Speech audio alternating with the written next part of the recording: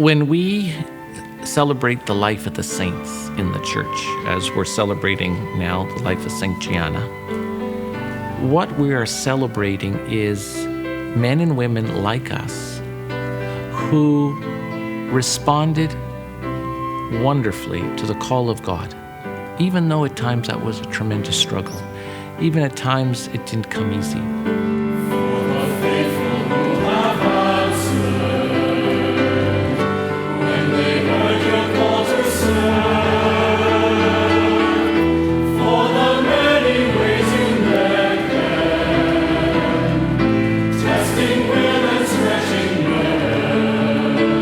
And so the saints are really gifts to us of men and women who have been tremendous models in that response.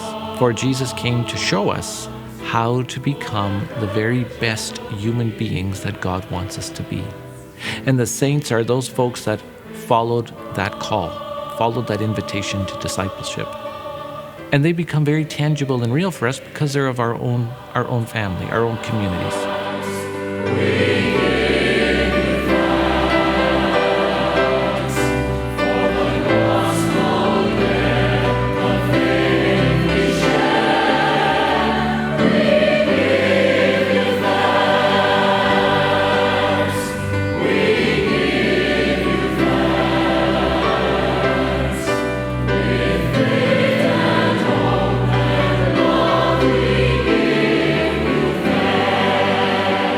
Gianna is a very contemporary saint.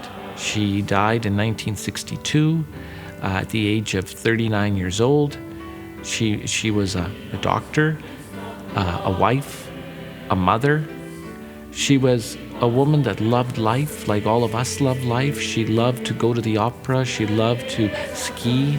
She loved shopping.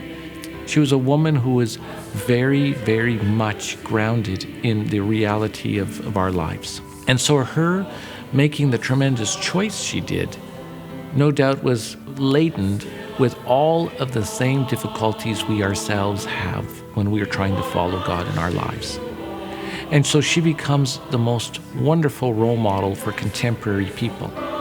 Contemporary people trying to do their best to understand God's will for us.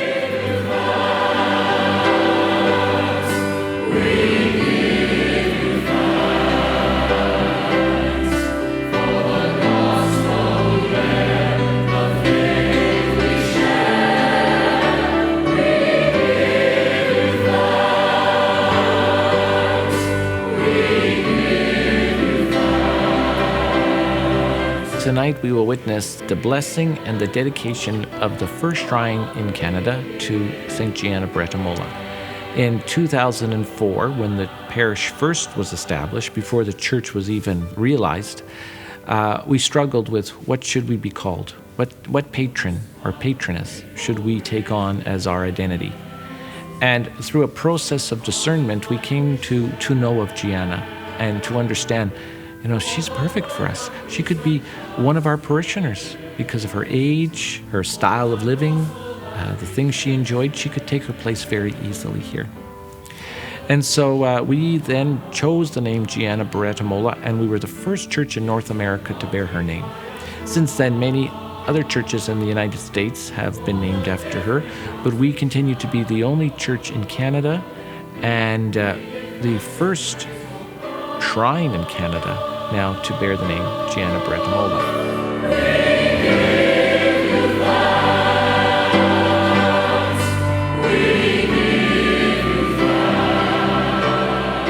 So the unveiling of the shrine tonight and the blessing of the shrine is for our parish community, but it's also for the Archdiocese of Winnipeg, and it's also for the Church of Canada, for people to come from many places.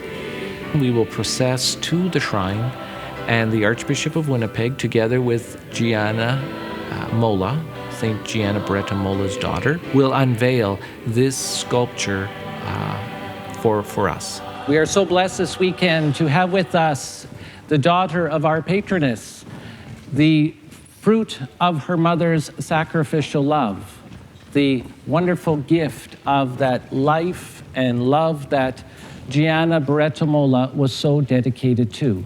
And so I ask you to join with me in welcoming Dr. Gianna Emanuela Molla.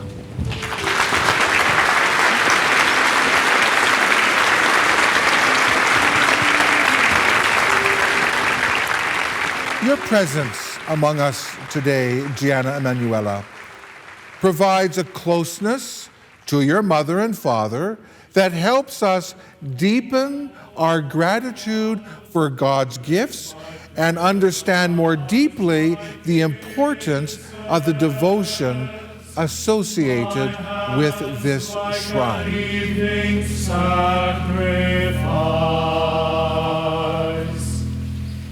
Be gracious, O Lord, let my prayer rise like incense, my hands like an evening sacrifice. You sent into the world your Son, Jesus Christ, the author and perfecter of holiness. He sent the Spirit to sustain his newborn church, a voice that teaches us the secrets of holiness, a breeze that strengthens and refreshes, a fire that sears our hearts in love, the seed of God that yields a harvest of grace. Today we praise you for the gifts of the Spirit bestowed on Saint Gianna Beretta Molla, in whose honor we dedicate this sculpture. May we follow in the footsteps of the Lord, keeping before us the example of Saint Gianna, and grow to a maturity measured not by nature, but by the fullness of Christ.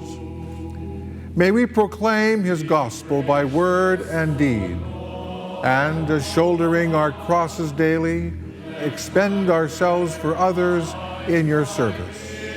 As we carry out our earthly duties, may we be filled with the Spirit of Christ and keep our eyes fixed on the glories of heaven, where you, Father, receive those who will reign with your Son forever and ever. Amen.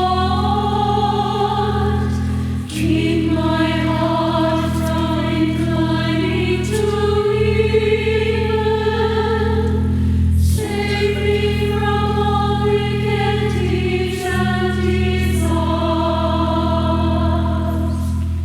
With us this evening is John Collier, who is a renowned American artist, particularly working in the field of sacred sculpture. He's the artist that was commissioned to do the memorial at the 9/11 site in New York City.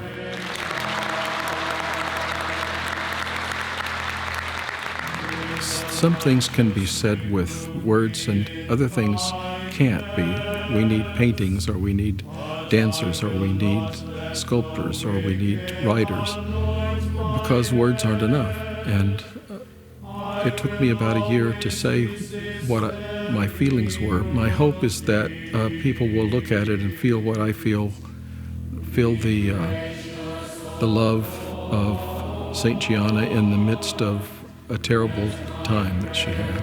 My wife was ill while I was making this sculpture. My wife, of course, is a wife and a mother, just as Saint Gianna was a wife and a mother. And she was ill and eventually died while I was sculpting this piece.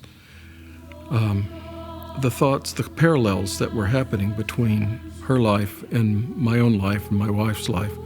Gianna continued to say yes to the Lord even when things were difficult, and my wife continued to say yes to the Lord and even when things were difficult. Saints lived a long time ago for the most part, and so when we have a contemporary saint, it would be good to show them doing something that we can all understand, and we all go to the grocery store. So she's carrying a sack of apples, and she's hurrying along because she has 3 children at home to take care of. I'm sculpting Saint Gianna on the worst day of her life. Saint Gianna probably woke up with morning sickness. Her feet are swollen, she's pregnant, her shoes don't fit. So looked at it in that way, it's a kind of typical bad day, and she's been told that unless she has an abortion, she's going to die. But looked at in another way, an apple is, since I suppose St. Jerome's time, was a symbol of temptation. And so she's carrying a sack of apples which are tearing and falling onto the ground. And the apple being a symbol of temptation and falling onto the ground, I hope will make people think that the temptations which she was facing are being released because she's choosing God. And so the apples are falling away. And if you look closely, you'll see she's held many apples in her lifetime. She's probably crushed them, and there's juice that's flowing down the front of her dress because she's faced temptations before, and she's broken those temptations. She's squeezed those apples and crushed them, and now this largest temptation of her life is upon her. This is the moment that Saint Gianna says to herself, I'm going to do what God has asked me to do, even if it risks my life. Here in this moment, Gianna made her decision. She chose life for her baby. And that night when she would be going home to make supper for her family, she knew that she already was on the path of dying. She chose death in order that her daughter might live. And in her very being, you see a woman that knows what her direction is, what her fate will be, and what her choice ultimately will lead to. I have feel that you are like a big family. You are very joined together. And this is a beautiful thing because you are the soul of this church. I feel myself, if you allow me to say this, part of this family too. Thank you very much.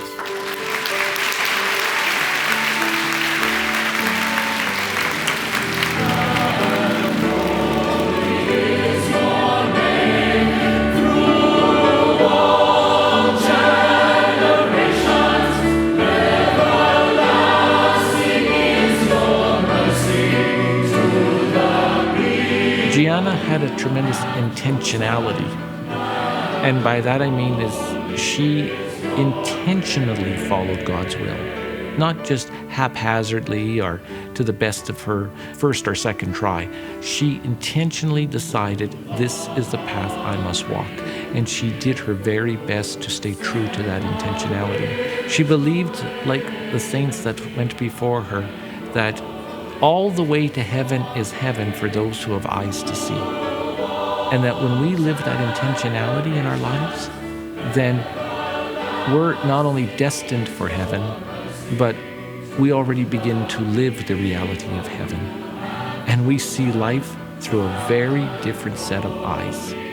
People want that in their life, especially folks today who so often ask the question, what in the world is all of this madness and craziness and foolishness of life all about? There's got to be more. Well, Gianna is one of these wonderful disciples that makes that more very, very obvious. I now dedicate for the people of God this shrine of the beloved patroness of this church community, Saint Gianna Beretta Molla. May it be a place of inspiration and prayer, a place of consolation and mercy, a place of hope and promise. May all who come here to be encouraged by the sacrificial witness of this woman, doctor, wife, and mother, find in her a continued source of strength and direction to live the call of discipleship in Jesus Christ. Together, may we continue to choose to transform the world by a life of unconditional love and sacrifice.